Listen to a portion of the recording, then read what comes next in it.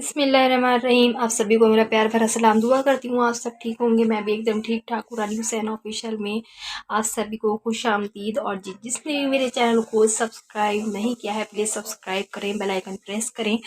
और वीडियो अच्छी लगे तो कमेंट्स बॉक्स में ज़रूर करें, बताएं। और लाइक शेयर कमेंट्स करना ना भूलें। चलिए स्टार्ट करते हैं। यहाँ पे बहुत यम रेसिपी और हर कोई खाना पसंद ही करता है, जाहिर सी बात है। नाश्ते में तो आम जगह पे ये बनती ही है। तो चलिए बनाते हैं न्यू ट्रिक और ढाबा स्टाइल। किस तरह से मैं छोले भटूरे बनाऊंगी। तो मैंने यहाँ पे रात को चनों को सोक कर दिया था एक दिन पहले, और उसके बाद इसके स्प्राउट निकाल लिए थे।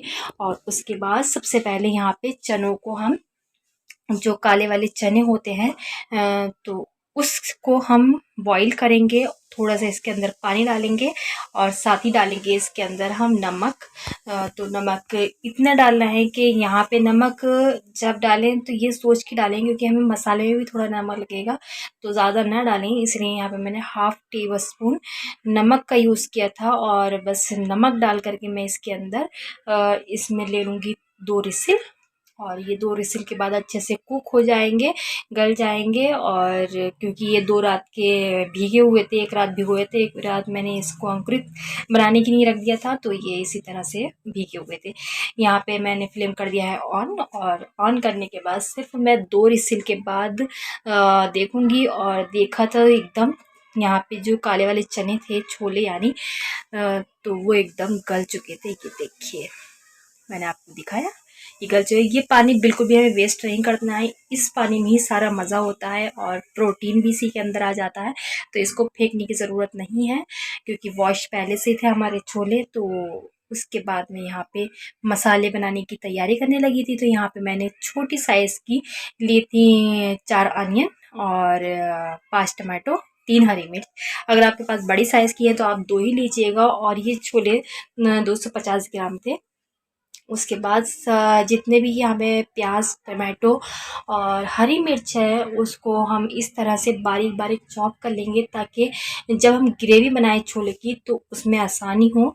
और अगर चॉप नहीं करना चाहते तो आप इसका पेस्ट बना लीजिए, मगर चॉप करने से पेस्ट से बहुत फ़र्क पड़ता है। तो इसलिए यहाँ पे मैंने चॉप करना बेहतर समझा। तो जिस तरह से मैंने यहाँ पे बारीक बारीक चॉप किया, इसी तरह से आप भी चॉप कर लीजिएगा। और इसके अंदर अदरक लहसुन का पेस्ट बिल्कुल नहीं जाएगा। आप अदरक का पेस्ट डालिएगा। अगर अदरक का पेस्ट नहीं हो तो पाउडर जो आता है, जिंजर पाउडर, वो यूज़ कीजिएगा। आगे बताती हूँ किस तरह से मैंने यूज़ किया और कितना यूज़ किया। तो बस यहाँ पे फ्लेम को किया ऑन, और यहाँ पे मैंने पैन रख दिया था। उसके अंदर आप अपने हिसाब से जितना भी खाना पसंद करते हो ऑयल डालिएगा। मैंने यहाँ पे 3 टेबल स्पून ऑयल लिए थे और वो डाला। उसके बाद यहाँ पे 2 तेज पत्ता और जीरा डाला। उसके बाद मैंने कट की हुई अनियन डाल दी, और ज़ीरा 1 चम्मच डाला था मैंने, और 2 तेज पत्ता के पत्ते थे। इसको हमें गोल्डन ब्राउन नहीं करना है अनियन को बिल्कुल भी। और क्योंकि गोल्डन ब्राउन करने की ज़रूरत ही नहीं है, क्योंकि हमें ये ग्रेवी बनानी है। तो ग्रेवी के लिए हमें इसी तरह से थोड़ी देर सौते करना है। उसके बाद इसमें जो आगे के प्रोसेस है वो बताऊंगी। तो यहाँ पे मैंने 3 हरी मिर्च भी डाल दी थी। और हरी मिर्च डालने के बाद मैंने यहाँ पे थोड़ा सा जिंजर पाउडर डाला। जैसे कि मैंने यहाँ, अगर आपके पास पाउडर नहीं है तो आप ऐसे ही अदरक को कूट करके डाल दीजिएगा इसके अंदर। हाँ, मैंने हाफ टेबल स्पून से भी कम डाला था, क्योंकि इसकी जो रॉ स्मेल होती है वो बहुत देर से निकलती है और हमें वही निकालनी थी। तो इसलिए यहाँ पे मैंने थोड़ी देर सौते किया, ताकि रॉ स्मेल निकल जाए। और उसके बाद मैंने यहाँ पे टमाटो डाले थे कट करके, बारीक बारीक जो कट किए थे वो डाले थे। बस इसको 1-2 बार हम चलाएंगे स्पैचुला को, और उसके बाद इसको ढक करके तकरीबन 5 से 6 मिनट तक ऐसे ही कुक होने देंगे। और क्योंकि टमाटो अच्छा सा गल जाए और प्याज अच्छी सी गल जाए, उसके बाद हम देखेंगे। और यहाँ पे ही डालेंगे साथ में हम साल्ट। तो याद रखिएगा कितना साल्ट डाला था, हाफ टेबल स्पून जब डाला था, हाफ टेबल स्पून अब डाला। बस साल्ट डालने के बाद इसको ढक करके हमें 5 से 6 मिनट तक पकाना है, वो भी लो मीडियम फ्लेम पे, ताकि ये अच्छे से कुक हो जाए। देखिए ये 6 मिनट बाद मैंने खोल के देखा था, लीड ओपन किया था, और उसके बाद ये अच्छे से टमाटो कुक हो गए थे। अब आप इसको स्पून की मदद से मैश कीजिएगा और साथ ही इसके अंदर अब स्पाइसी जाएंगे तो हाफ़ टेबल स्पून गरम मसाला ज़्यादा मत डालिएगा, जीरा पाउडर हो तो आप वो भी हाफ़ टेबल स्पून डालिएगा। और यहाँ पे 2 टेबल स्पून मैंने डाला था धनिया पाउडर, 1 टेबल स्पून मिर्च पाउडर और हाफ़ टेबल स्पून हल्दी पाउडर। ये डाल के बस ऐसे ही हमें 1-2 बार से इसको स्पैचुला की मदद से सौते करना है और उसके बाद जो पानी था छोलों का वही पानी इसके मसाले में डालना है और इसी से मसाले को भूनना है। तो हमें बिल्कुल भी वैसा पानी नहीं लगने की ज़रूरत है। नॉर्मल हमने जिस में छोले बॉईल किए थे वही पानी सब मतलब मसाले में और करी बनाएंगे उसके अंदर, ग्रेवी बनाएंगे उसके अंदर सब में वही पानी लगेगा हमें। तो बस यहाँ पे मैं मसाले को भूनूंगी तकरीबन 7 मिनट तक, क्योंकि इसकी जो स्मेल है वो अच्छे से निकल जाए और मसाला भुन जाए। और देखिए ये एकदम ऑयल बाहर आ गया था। जब ऑयल छूटने लगे तो देख लीजिएगा कि मसाला अच्छे से भुन चुका है। अब इसके अंदर जो ट्रिक है वो यही है कि यहाँ पे मैंने थोड़े से 3 टेबल स्पून छोले डाले और उसको मैशर की मदद से मैं अच्छे से मैश करूँगी। और जैसे कि करने लगी हूँ मैं, अच्छे से मैश करने के बाद इतना मैश हो जाए जैसे ये मसाला कुक हो रहा है, इसी में ही हम इसे 1-2 मिनट तक कुक करेंगे। और ये मेन होता है, क्योंकि हम ऐसे ही छोले बनाते हैं तो वो एकदम बहुत लिक्विड टाइप के बनते हैं और इस तरह से बनाते हैं तो थोड़े थिक बनते हैं। तो ये मेन ट्रिक था इन छोलों का और बहुत कम सामान में बन के तैयार हो जाते हैं और बहुत टेस्टी, बहुत यम्मी बनते हैं। बस इसके बाद मैंने छोले और छोलों का पानी डाला और उसके बाद इसको हम कुक होने के लिए रख दिए थे तकरीबन 10 मिनट तक और लो मीडियम फ्लेम पर। और उसके बाद ये एकदम बन के रेडी थे। अब यहाँ पे भटूरे की बारी आती है जो छोले के साथ मेन चीज़ है। तो भटूरे बनाना ज़रूरी थे तो मैंने यहाँ पे मैदा लिया था और मैदा को मैं अच्छे से छान लूँगी। और छानने के बाद मैदा को मैं इसके अंदर थोड़ा सा आटा भी लूँगी, जो गेहूं का आटा होता है, उन दोनों के बनाऊँगी। अगर आप हेल्दी खाना पसंद करते हैं तो मैदा को अवॉइड कीजिएगा, पर 1-2 बार चलता है। मैं भी रोज़ रोज़ नहीं बनाती हूँ मैदा का कोई सामान, तो इसलिए महीने में, 2 महीने में, 3 महीने में कभी भी 1 बार आप ले सकते हैं। तो यहाँ पे बस मैंने इसके अंदर बहुत चुटकी भर डाला था सोडा, मीठा खाने वाला, और उसके बाद मैंने डाला था हाफ़ टेबल स्पून नमक और यहाँ पे थोड़ा सा जाएगा ऑयल, तकरीबन 2 टेबल स्पून। और मेन जो चीज़ है यहाँ पे जाएगा दही। तो ये दही मैंने डाला था 2 टेबल स्पून।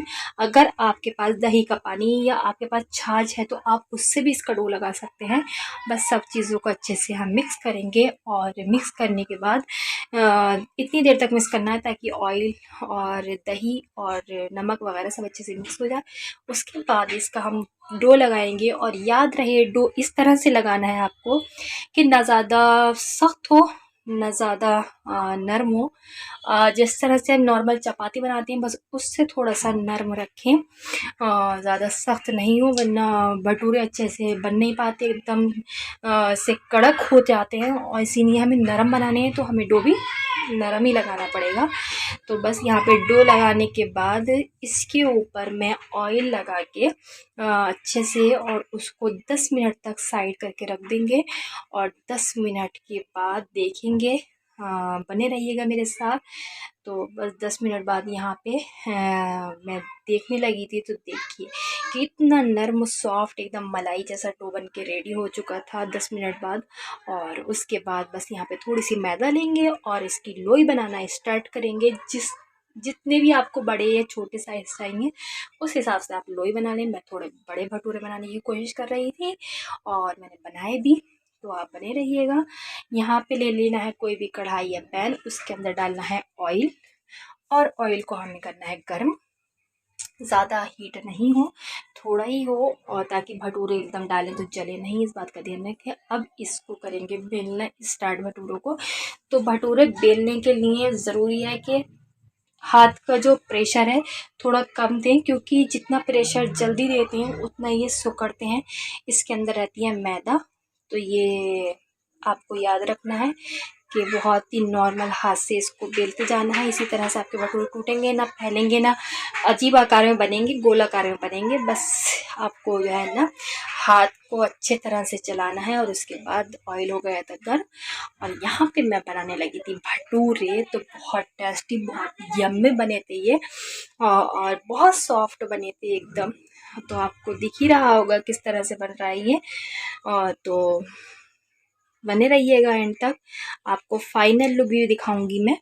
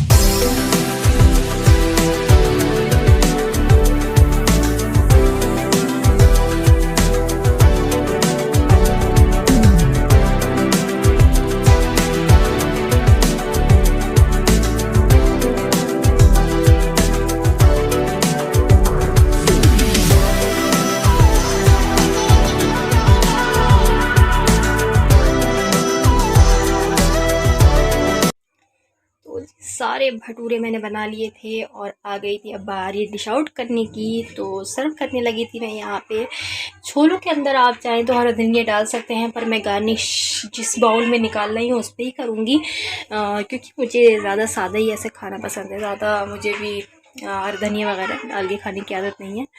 तो आप अपने हिसाब से गार्निशिंग करिएगा। तो यहाँ पे भटूरे हैं, ये भटूरे रखूँगी। और चलिए आपको दिखाते हैं फाइनल लुक। तो ये बन के रेडी थे छोले भटूरे ढाबा स्टाइल में एकदम। और आपको कैसी लगी रेसिपी? मुझे तो बड़ी ज़बरदस्त लगी थी। बनाइएगा और मेरी रेसिपी को प्लीज़ शेयर करिएगा, कमेंट्स कीजिए, और नए हैं तो सब्सक्राइब करिएगा। मिलते हैं जल्दी नेक्स्ट रेसिपी के साथ। जब तक कि नहीं दुआ में याद रखिए। खुदा हाफिज़।